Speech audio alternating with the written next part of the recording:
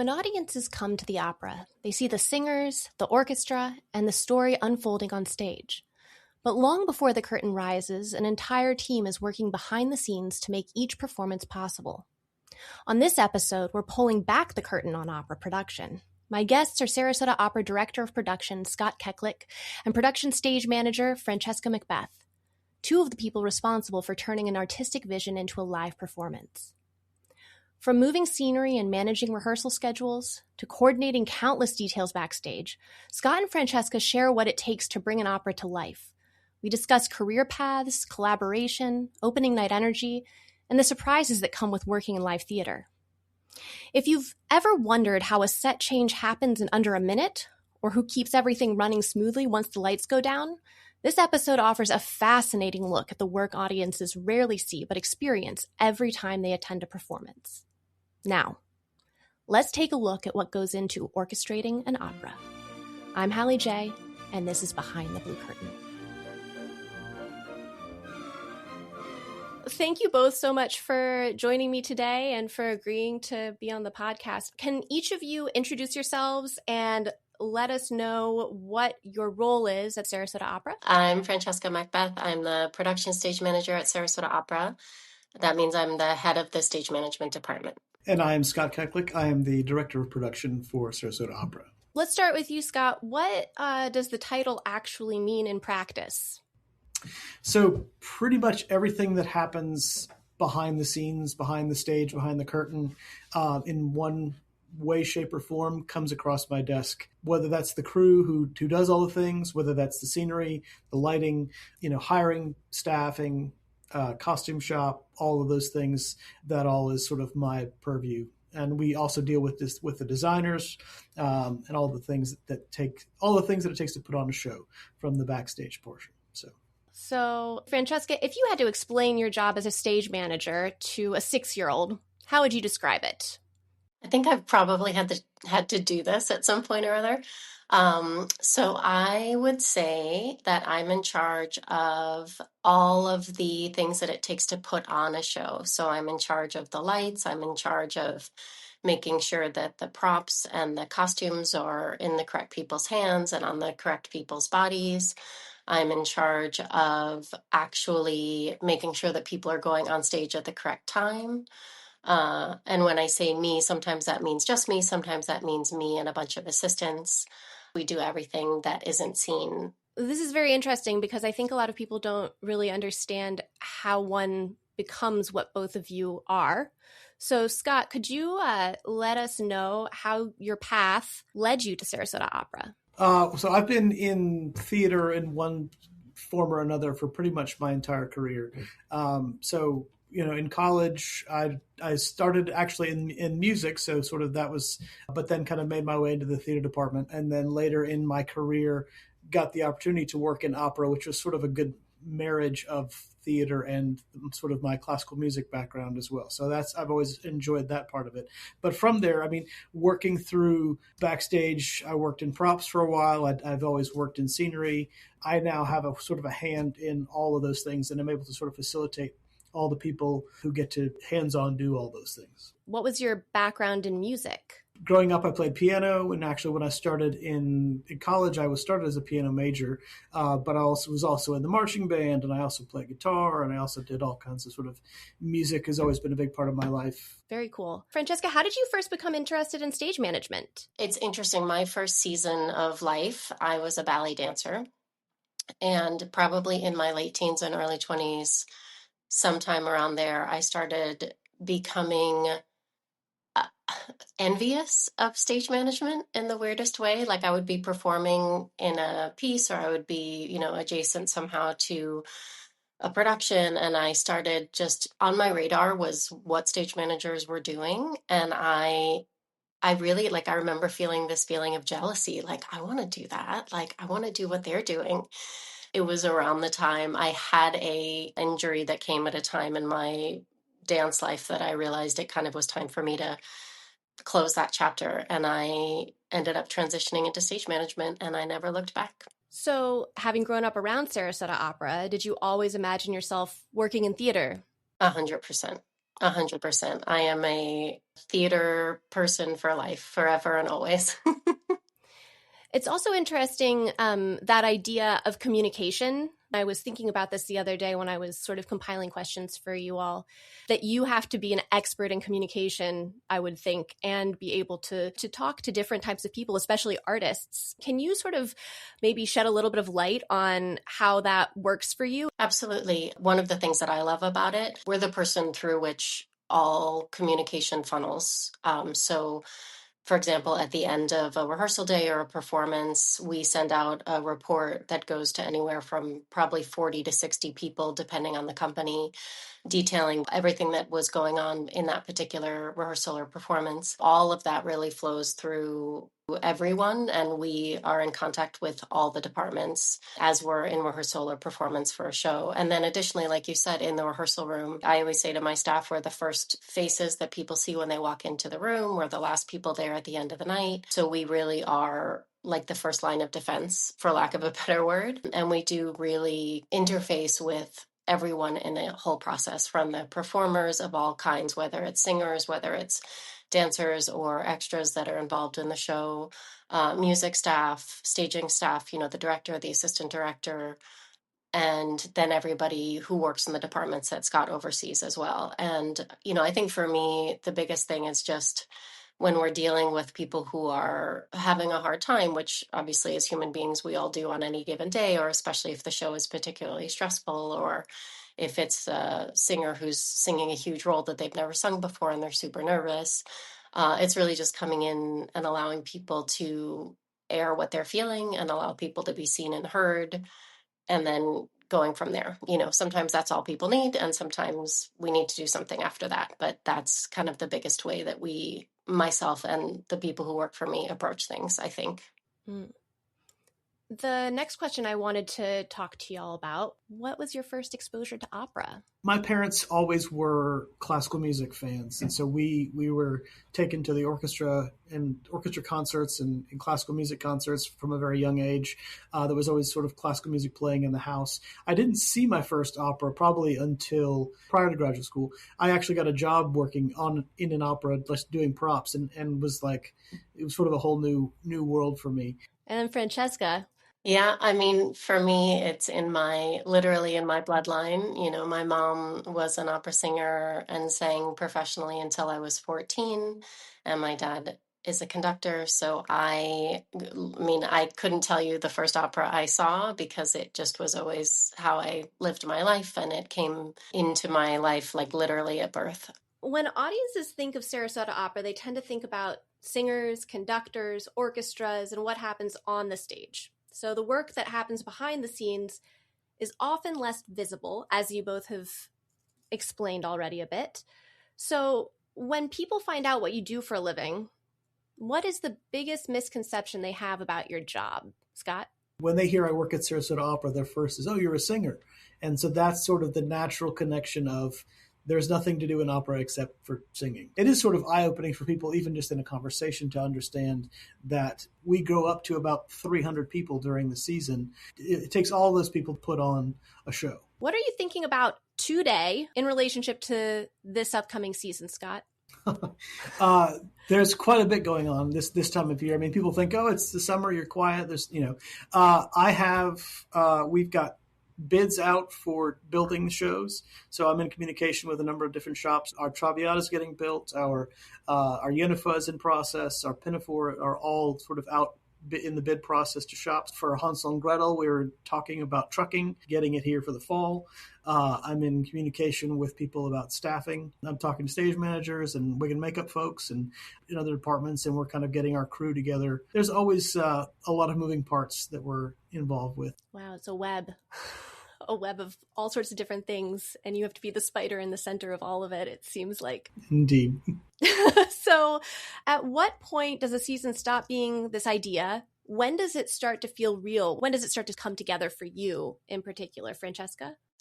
Stage management typically joins about a week before the first rehearsal. We're preparing the rehearsal space, and we're in communication with all the members of the company that we need to be to get the show rolling. So a more narrow targeted focus because we get on the ground closer to the actual start date. So then, Scott, you are there for the entire process. So when does it start to come together for you? I mean, come together is, it literally is just that. It's when people start arriving. We start the planning process in some instances 2 to 3 years ahead of the actual show. But once people actually arrive in the building and we grow from 25, 30 full-time people we have here to 250, 300 people arriving, that's when the sort of energy changes and things really start picking up and start really getting into the nitty-gritty of the rehearsal process. That energy starts building towards the opening.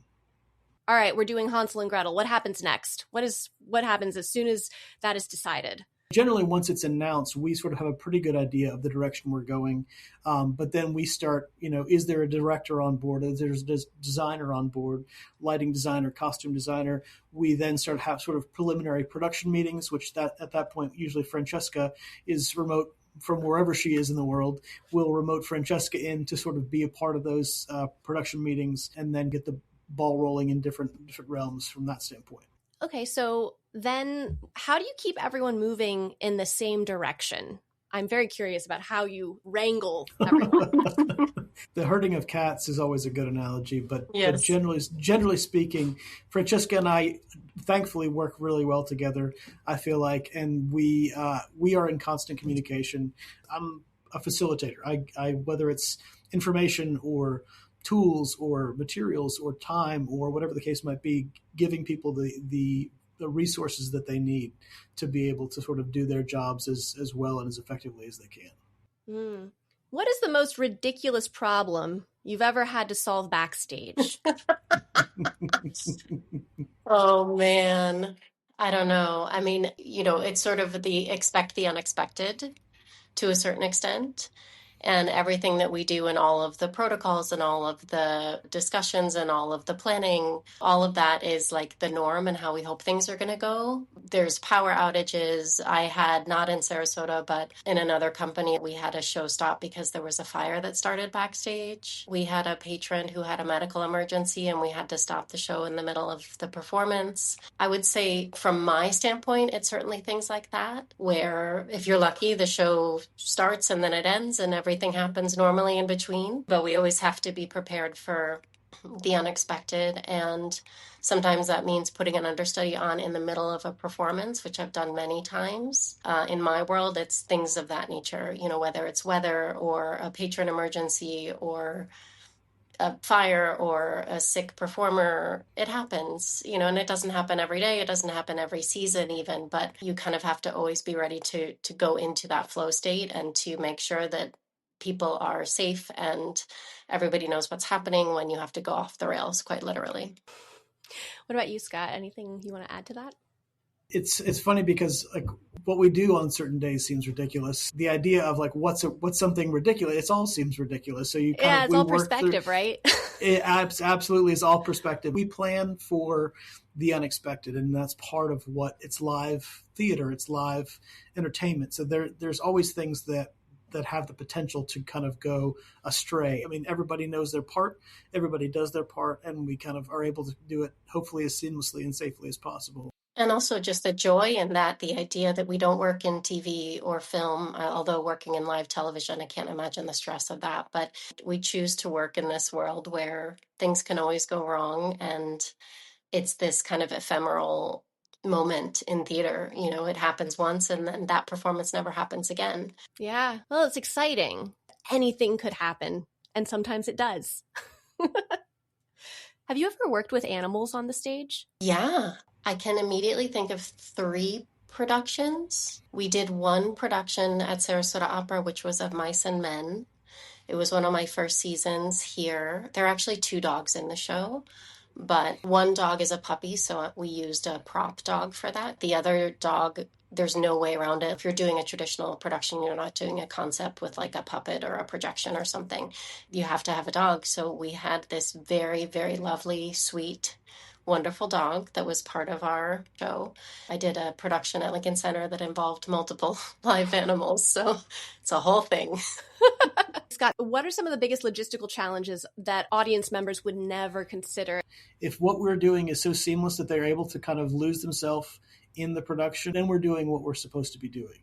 Once you start seeing what we do, then we've done something wrong. I think what a lot of people don't realize is that we are a rep opera company, which means that all 4 of our shows are performing concurrently at a certain point in the season. So we get to a point where we have 4 shows worth of scenery. All of that scenery has to be stored somewhere, and it all has to be able to store in the opera house. The logistics of moving all these pieces, literal moving pieces, and then sometimes in the middle of a show, it's a 20-minute intermission or it's a 30-second scene shift, and the stage looks completely different from when the curtain went down to when it goes back out again, and trying to do that as quickly and quietly and safely as possible. Because we live in a world where there's CGI and there's instant changes and those kinds of things, the fact that we're rolling giant pieces of scenery or flying giant pieces of scenery, all of those sort of literal moving parts and pieces that are done by human beings that people don't always understand. Literally, choreography is happening backstage. There is a dance that has to happen, Tetris, whatever you want to call it, where people know where and when to move. We actually schedule time for certain shows where the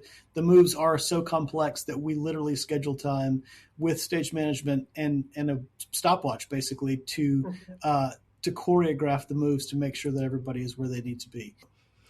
And Francesca, what role do you play in terms of the scenery movement and the crew backstage? It's a collaboration between Scott, our technical director, myself, and then the rest of my staff. So it really, as Scott said, if it's complex and there are quick changes, so not necessarily an intermission where we have 20 or 15 minutes to do a scene change, but if we're doing something, for example, Susanna, the opera we did this past winter season, the majority of the changes in that show were quick changes, and we were working on getting them to be 2 minutes or less, and in many cases we were very proud of ourselves. They were less than 1 minute, but that took time and coordination. Scott, what are you paying attention to during those final moments before the performance begins backstage? To me, it's at that point, using your eyes, using your ears, using your nose, like, does everything look, sound, smell the same as it did the last time we did it? If something is different, why is it different? Our crews have checklists that they go through. Stage management backs them up with their own checklists. So everybody has sort of their run of how things should be, where they should be. My job is to having been in and around that space, I'll typically walk around and look for things that are out of place. So just to kind of be that final set of eyes or ears or whatever, literally even smells. Like I said, like there's things when you're like, something doesn't smell right. And sometimes that's a lighting thing, or sometimes it's just something that's out of place. It can be something very small that causes a larger issue. So like multi-dimensional continuity expert. They have those people on films make sure the collar is in the right place, but you're doing it in order to make sure that it's safe in addition to looking correct. What part of your job does an audience benefit from, but maybe they never think about? Francesca, what do you think? I mean, I would say for me, I don't know that it's necessarily a benefit, but people don't realize that everything that happens from when literally for the house lights to dim and the recorded announcement to play that reminds people to turn off their cell phones, that happens because that's a cue that I call. So if I don't say go, the show doesn't start. And then same thing, at the end of the night when the bows are complete and the cast is exiting the stage, then the last cue of the night is bringing the house lights to full and the audience leaves the building. So that's kind of the end caps, the bookends of my job. But I think that people don't necessarily realize that, like, physically I'm the person who pushes the ship out of the dock. Do either of you ever stand backstage, look around, and take a minute to think, this is my job? Oh, every day. Every day. I really do, every day. I try to kind of take the time, hopefully on every show or at least every season, to kind of remind myself, because we do we are lucky to do this. I mean, there are a lot of people who work in the arts, and the arts can be a very challenging business. Yes, this is insane and this is crazy, but this is what we get to do, and we're actually lucky to get to do this. For me, it's often when the orchestra joins the process. I mean, the music part in general, going back to, like Scott said, when does it become a reality? It's like when there's music in the building again, when we hear singers, when we hear pianists, and then we get a 65 or 70 piece orchestra involved. And that's, those are those moments of like, pinch me, things that most people have to buy $100 ticket to go and hear in some symphony hall somewhere. That's just a normal day for us. And they're down the hall rehearsing, or they're in the orchestra pit, and it's the best ever. So at some point, the audience arrives, the lights dim, the conductor walks into the pit, and everything has to work. What does that moment in you feel like? For the most part, I feel calm and steady and excited for sure. But the excitement piece of it in me there has to be a little bit of a separate part of it for me, because if I get too excited, then I can't have the steadiness that I need to run the production. For me, as a stage manager, there's not fear or nervousness, because we've been through everything. We know how it goes. We've laid all the plans. We've rehearsed all the scene changes. We've connected with all the people, going back to everything we've spoken about. And Scott, what is your favorite moment in the life cycle of a production? Is there a moment that never gets old, no matter how many productions you've worked on? To me, I like the sort of cyclical nature of what we do. That every production has a beginning, a middle, and an end. But to me, the end of a production and that idea that you're creating a blank slate for the next one. Typically at the end of a season or at the end of a show, everything gets moved out. We put a fresh coat of black paint on the floor, and it's just pristine and it's ready. That sort of quiet and peaceful and clean slate and ready for the next show. I think that says a lot about your personality, Francesca. What about you? I would say I'm probably definitely a performance girly. I definitely, one of the things that's great at Sarasota Opera is that we get to do a lot of performances. Some places you get to do only 1 or 2 or 3, depending on the scope of a season. So I love that we get to do sometimes 10 or 12 performances of one opera. And I love the way that a show morphs from performance to performance, even if it's the exact same show on paper and it's the exact same show that the director said, and it's the exact same way that we've been rehearsing with the conductor. There's still, because we're dealing with humans, and again, coming back to live theater, there's always a different energy. What is the community like, the backstage community? And I think that may also include the singers and anybody that you're working with on the daily. So what is that like for both of you? We spend 12 plus hours a day together, 6 days a week for weeks on end. So to me, it's very important that we trust one another. We can be vulnerable with one another. We can be straightforward. In the collective of the company, we're always professional and calm and clear, but behind closed doors, we have the ability to let loose and laugh or cry if it's a hard day, or lie on the floor. Which happens once in a while. And then the way that we interface with the rest of the company, because I think the way that we build our community within my relatively small department, because we touch so many other departments and so many other aspects of the company and of a production, that we're able to spread that same energy throughout the company. So if you both could attend one opera this season as an audience member, which one would you choose? Francesca? One of my top 5 favorite operas has always been Janufa. I worked on it actually 20 years ago now as an assistant in a different company towards the beginning of my career. And I think it's an incredible opera. I'm stage managing it this coming season because I love it so much. I can't imagine not getting to be in that rehearsal room every single day. And I would say that would be a show that I would love to see from the audience. Scott, what opera would you watch if you were in the audience? That's a tough one. I mean, this is going to be a strong season, and I'm looking forward to it. I think that, to me, Francesca already said Unifa, so I can't say that one. But because that one is iconic and you don't get to see it very often, I think that's a good reason to see it.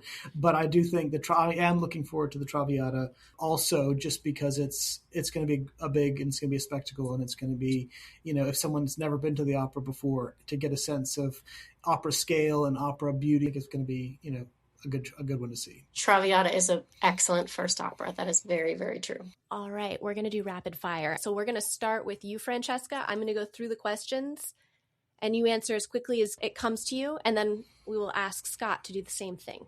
Francesca, favorite opera? Yes. Oh, man. Aida. Favorite backstage snack? Rice cakes. Coffee or tea? Coffee. Working a morning rehearsal or an evening performance? Evening performance. Favorite place in the opera house? The courtyard. Most used phrase during production week? Hold please. One word that describes opening night? Exhilarating. One word that describes tech week? Steadfast. All right, Scott, it's your turn. We're going to go through the same questions. Okay. All right. Favorite opera? Otello. Favorite backstage snack? Snacks aren't allowed backstage. Uh-oh. But dark chocolate. Coffee or tea? Tea. Working a morning rehearsal or an evening performance? I get to do both, so I All I right. didn't realize it was a choice. Favorite place in the opera house? Most recently, I'll say, I know it's not rapid fire, but I was up in the catwalks recently and got to see the stage from the catwalk, and it's a beautiful way to see the stage, because you get to see the sort of the age. I'm right under the roof of this 100-year-old building. From that vantage point is a great place to see the stage from. In the last week, my favorite place was the catwalk. Most used phrase during production week? Have you eaten? So true. One word that describes opening night? Culmination. One word that describes tech week? Exhaustion. All right, so if the audience could pull back the curtain for just 1 minute, what would each of you most want them to see? I think it would be really interesting for them to get to peek and see what it would be like in the midst of a really hectic change, And when I say hectic, not crazy, not wild, but there's just so much going on at one time that I think it would be really interesting for them to get to see those moving parts and pieces. How about you, Scott? I agree. I think the idea that they could see all of these people working together towards this sort of common goal, most of the time are completely unseen and not really thought about. And the idea that not what motivates them, to do what they're best. They'd like to do as good as they can, because that's reward in and of itself.